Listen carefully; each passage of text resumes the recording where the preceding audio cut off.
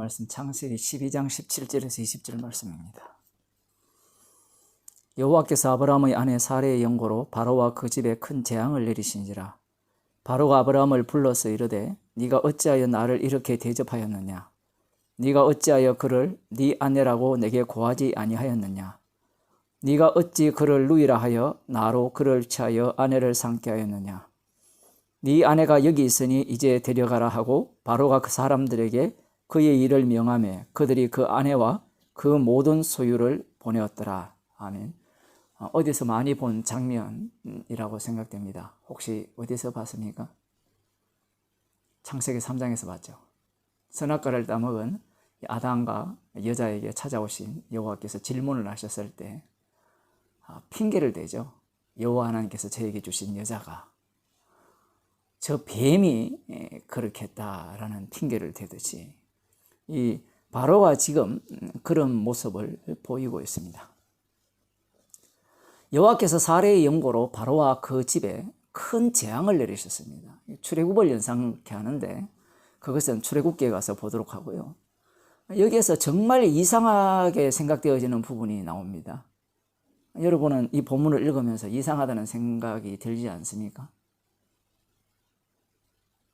아니 여호와께서 사레의 영고로 바로와 그 집에 큰 재앙을 내렸으면 우리 같으면 어떻게 하겠어요? 나 이제 이 라신을 섬기지 않겠습니다. 이제 여호와 하나님만 섬기겠습니다. 이렇게 나와야 되죠. 그런 태도를 전혀 보여주지 않습니다. 바로 왕이. 우리 같으면 벌을 내리면 살살 빌면서 하나님 제가 믿을게요. 제가 절에 다니는 걸 때려치우고 예수님 믿겠습니다. 그렇게 할 건데 바로는 여호와 하나님을 믿지 않습니다. 분명히 여호와 하나님께서 그와 그 집에 큰 재앙을 내렸음에도 불구하고 심지어 사레가 아브라함의 아내라는 사실도 알려주셨어요. 그 정도 된다면 그런 신은 진짜 신이라고 생각해야 되는 거 아니에요? 아브라함이 받은 약속 속으로 들어가려고 해야 되는 게 우리들 생각의 상식인데 바로는 그렇게 하지 않습니다. 오히려 누구를 책망하는가 하면 아브라함을 책망하죠. 네가 나를 속였어. 네 아내라고 진작 말했으면 내가 어떻게 너의 아내를 취하지 않았을 것이다 라고 이야기를 하는 거예요. 그 말을 하는 이유는 그렇게 했다면 내가 벌을 안 받았을 거 아니냐 이 얘기예요. 그래서 이 바로는 어떤 행동을 취합니까? 빨리 제거해야 돼요. 누구를? 아브라함과 사레를. 왜 아브라함과 사레를 제거하는가 하면요. 이 바로가 믿는 신은 어떤 신인가 하면 자기가 신을 선택을 해요. 이 세상에 있는 모든 신은 그래요. 신이 나를 선택하는 건 없습니다. 이론적으로는 신이 나를 선택했다라고 말은 할 수 있겠지만 유대교를 보세요. 하나님이 이스라엘을 선택했다고 했지만 결국은 자신들이 유일신을 믿는 이 주체 자리 바꿈이 일어나요. 주인공이 바뀌어버립니다. 바로왕은 지금 그런 세계 속에 살고 있는 거예요. 그래서 지금 이 아브라함을 볼 때 아브라함이 누구를 선택했는가 하면 여호와라는 신을 선택한 거예요. 여호와 하나님이라는 신을. 그런데 여호와 하나님 신이 만만치 않은 겁니다. 왜 만만치 않은가? 나도 신을 믿고 있는데 이 여호와 하나님을 믿는 아브라함이 와가지고 우리 집에 나와 우리 집안에 큰 재앙을 내렸다는 거예요. 그러면 우리 같으면 이런 신을 받아들여서 나의 신으로 삼을 만하잖아요. 그런데 삼지 않습니다. 왜 그럴까요? 신은 나에게 재앙을 내리면 안 돼요. 그리고 가장 중요한 것은 무엇인가 하면 지금 누가 잘못했어요? 네? 누가 잘못했어요? 아브라함이 거짓말했죠. 바로왕은 잘못한 게 하나도 없어요. 아브라함을 믿고 사레를 자기 아내로 취했을 뿐입니다. 신이라면 나쁜 짓 하고 거짓말한 자에게 벌을 내려야 되고 순진하게 그 말을 믿고 행동한 자에게는 축복을 내리지 않는다 하더라도 재앙을 내리면 안 되는 거잖아요. 그러니 이 여호와 하나님은 바로가 볼 때 신으로서의 탈락이에요.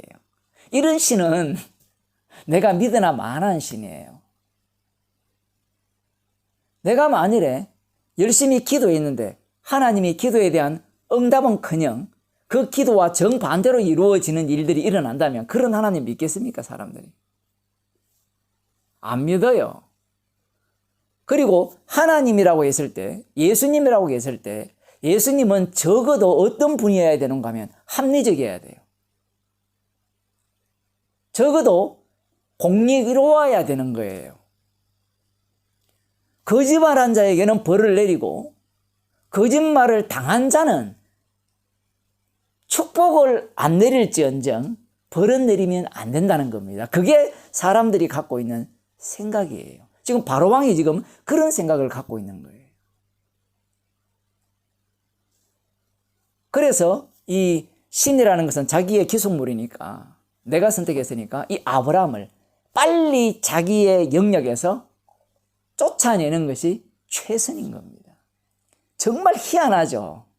우리야 아브라함이 얼마나 좋은 바로왕이 얼마나 좋은 기회였습니까? 복음을 들을 천국 갈 정말 절호의 기회였는데 그걸 차버리다니. 차버릴 수밖에 없죠. 이런 불의한 신이 있습니까?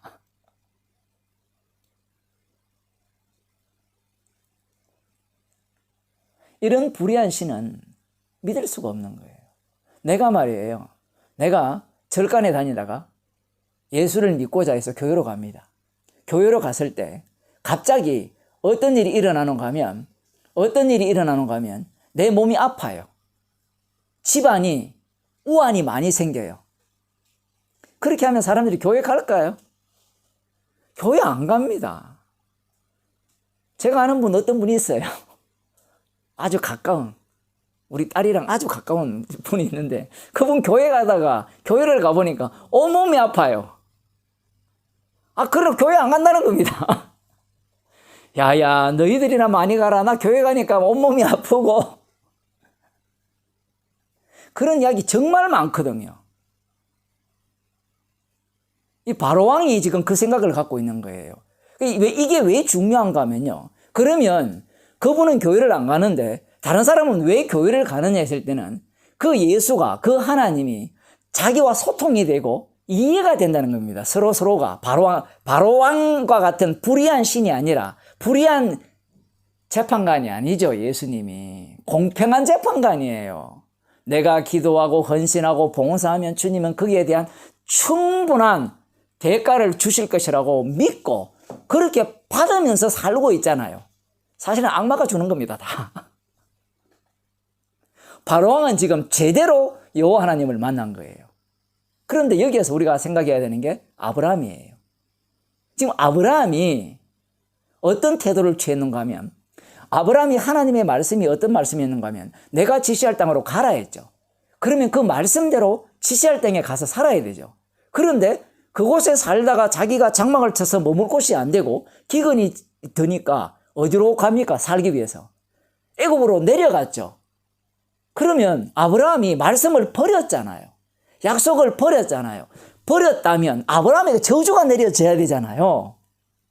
저주는커녕 오히려 거짓말한 아브라함에게 무엇이 내려졌습니까? 축복이 내려지는 거예요.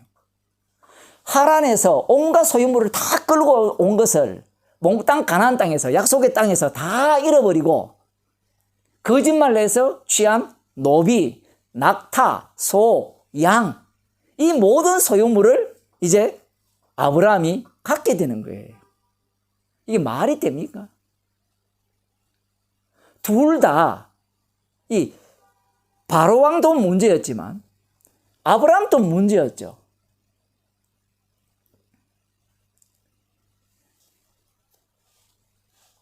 이 말씀에 대해서 이 하나님께서 일하시는 부분에 대해서 바로왕이 용납할 수 없는 겁니다. 오늘날 교회도 마찬가지죠. 민수기를 한번 보겠습니다. 민수기 23장 21절입니다.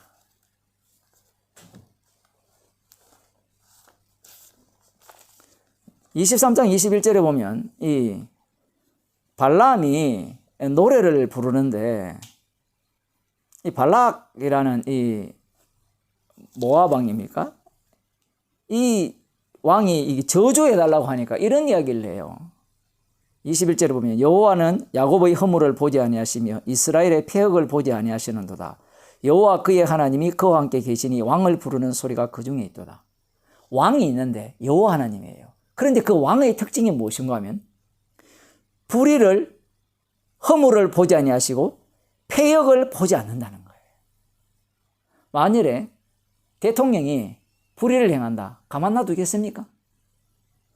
사람들이 이전에 조국 그 법무부 장관 뭐 딸 어쩌고 아들 어쩌고 막 뭐 아내가 어쩌고 할 때 사람들이 들불처럼 들고 일어났잖아요. 그런 인간이 법무부 장관 말도 안 된다는 거죠. 그런데 여호와 하나님이 이스라엘의 왕인데 그 왕은 더합니다. 불의를 행했는데 어렵다고 해요. 패역질을 했는데 거룩하다고 합니다. 말이 돼요. 그런데 그 당시에 신들은 어떤 신이 있는가 하면 불의를 행하면 벌을 내려야 돼요. 권선징악입니다. 선을 행하면 선을 권하고 그래서 선을 행했을 때는 축복을 내리고 악을 행했을 때는 벌을 내려야 진짜 신다운 거예요. 근데 예수님이 어떤 분입니까? 예수님은 불의한 재판관이에요. 십자가에 달려 죽으시고 부활하셔서 주님이 되셨죠. 그 십자가에서 어떤 일을 발생시키는가 하면 지옥 갈 자와 천국 갈 자를 이미 확정해 버립니다. 인간들이 어떻게 행하느냐 행하지 않느냐에 따라서 천국 가고 지옥 가는 것이 아니라 십자가에서 다 결정해 버렸어요. 그게 주님입니다. 아무리 말씀대로 살고 복음을 전하고 기도하고 열심히 선교한다 할지라도 십자가의 피가 구원하는 것이지 그 행위가 구원하지 못해요. 그래서 오늘날 교회가 십자가를 제거시켜 버립니다. 십자가를 제거시키면 무엇이 남는가 하면요. 악한 일을 행한 자는 벌을 내리고 선한 일을 행한 자는 상을 준다는 그런 신이 남게 되는 거예요. 그래서 십자가는 1년에 한 번씩만 소환하죠. 언제? 고난주일날. 이 제사 지낸 겁니다. 제사. 부모님이나 뭐 할아버지가 돌아가시면 제삿날 있잖아요. 제삿날. 예수님이 제삿날 지낸 거예요. 예수님 제삿날. 그때만 한번 십자가를 소환하는 겁니다. 제사 지내주고 그 다음은 뭐예요? 그건 형식이고 형식. 그 다음은 어떻게 합니까? 여러분 제사 지내고 난 뒤에 그 다음 어떻게 해요? 자기 삶 살기 바빠요. 안 그래요? 제삿날만 이렇게 그 돌아가신 아버지, 어머니, 할아버지 생각을 이렇게 하다가 그 다음날 바빠요. 자기 살기 바빠요. 그게 오늘날 교회입니다. 왜 그런가 하면 십자가라는 자체가 불합리하기 때문에 그래요. 인간이 받아들일 수가 없습니다. 그래서 저 멀리 치워버리는 거예요. 아브라함을 통해서 여호와 하나님이 이방인에게 비춰졌을 때 어떠하냐라고 할 때는 이런 신은 하루속히 나로부터 멀리 차버려야 된다. 죽이지는 못해요. 왜? 죽이면 더 큰 벌이 내릴까 싶어서. 그게 불안한 거예요. 죽이지는 못하고 멀리 보내버립니다. 기도하겠습니다. 십자가 복음이 우리와 너무나 맞지 않고 선악과를 따먹은 우리들에게는 너무나 불합리하기 때문에 눈앞에서 늘 제거해 버리고 싶은 그런 마음들이 우리 속에서 꿈틀거립니다.